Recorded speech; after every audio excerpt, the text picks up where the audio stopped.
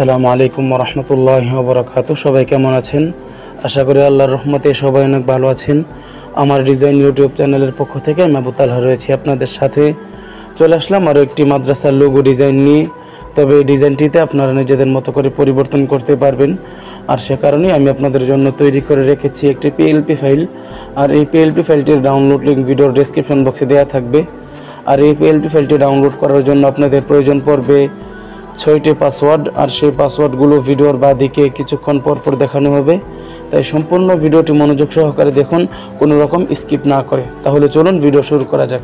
Description বক্সে থাকা লিঙ্কে ক্লিক করার পর এখানে নিয়ে আসবে। তারপর আপনার এখানে যা কিছু লেখা আছে সেগুলো পড়ে নেবেন। তারপর একটু নিচের দিকে এসে যে দেখুন নিচে পাসওয়ার্ড দিন, এখানে ক্লিক করে ভিডিও থেকে সংগ্রহ করা পাসওয়ার্ডটা এখানে বসিয়ে দিন। পাসওয়ার্ড বসানো হলে তারপর আপনারা সাবমিটে ক্লিক করুন। তারপর এই লিঙ্কে ক্লিক করুন। তারপর আপনারা এখান থেকে লিঙ্কটিকে কপি করে নেবেন। তো লিঙ্কটি কপি করার জন্য এই থ্রি ডট মেনুতে ক্লিক করুন। তারপর কপি লিঙ্কে ক্লিক করুন। তো তারপর আপনারা যে কোনো একটি ব্রাউজার ওপেন করে নেন। আমি ক্রোম ব্রাউজার ওপেন করে নিচ্ছি।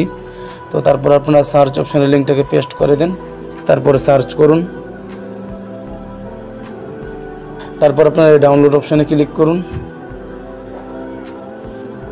তো এই যে দেখুন এখন আমরা দেখতেই পাচ্ছি আমাদের ফাইলটি ডাউনলোড হয়ে গিয়েছে। তো পিএলপি ফাইলটি ডাউনলোড করা হলে তারপর আপনারা পিক্সেল ল্যাব অ্যাপসটি ওপেন করুন। তারপরে এই থ্রি ডট মেনুতে ক্লিক করুন। তারপর ওপেন পিএলপি ফাইলে ক্লিক করুন।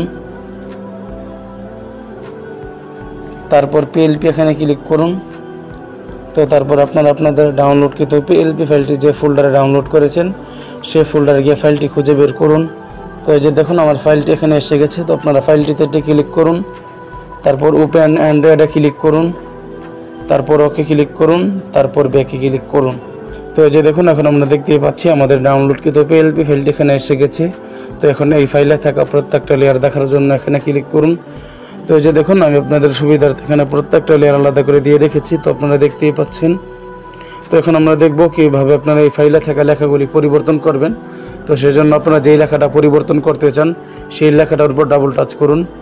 তো আমি ইংলিশ নামটি পরিবর্তন করে দেখাচ্ছি। তো সেজন্য আপনারা ইংলিশ নামটিতে ডাবল টাচ করুন। নাম পরিবর্তন করা হলে তারপর আপনারা ওকে ক্লিক করুন। তো এই যে দেখুন এখন আমরা দেখতেই পাচ্ছি নামটি পরিবর্তন হয়ে গিয়েছে। তো নামটিকে সুন্দর করার জন্য বা তার সঠিক জায়গায় রাখার জন্য প্রথমে এখানে ক্লিক করুন। তারপর আপনারা এই সাইজ অপশানে ক্লিক করুন। তারপরে প্লাস আইকনে ক্লিক করতে থাকলে নামটি আস্তে আস্তে একটু বড় হয়ে যাবে, তাহলে এই নামটি সুন্দরভাবে বসে যাবে।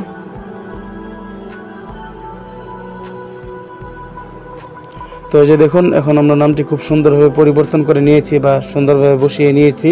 তো তারপর আপনারা টিক মার্কে ক্লিক করুন। তো আপনারা যদি নামটির কালার পরিবর্তন করতে চান তাহলে এই কালার অপশানে ক্লিক করুন।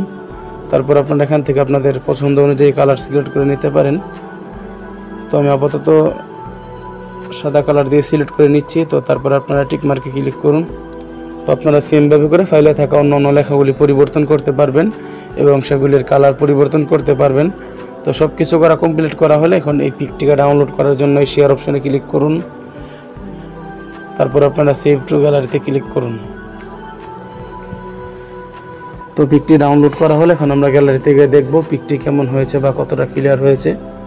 তো এই যে দেখুন এখন আমি গ্যালারি থেকে পিকটি ওপেন করে নিয়েছি। এখন আমি আপনাদেরকে জুম করে দেখাচ্ছি। তো আপনারা দেখতেই পাচ্ছেন কতটা ক্লিয়ার হয়েছে।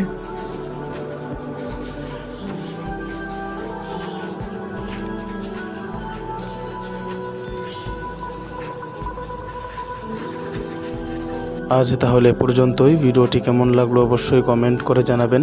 আর ভিডিওটি যদি ভালো লেগে থাকে তাহলে ভিডিওতে একটি লাইক করে আমাদের ইউটিউব চ্যানেলটিকে সাবস্ক্রাইব করে আমাদের পাশেই থাকুন। ধন্যবাদ।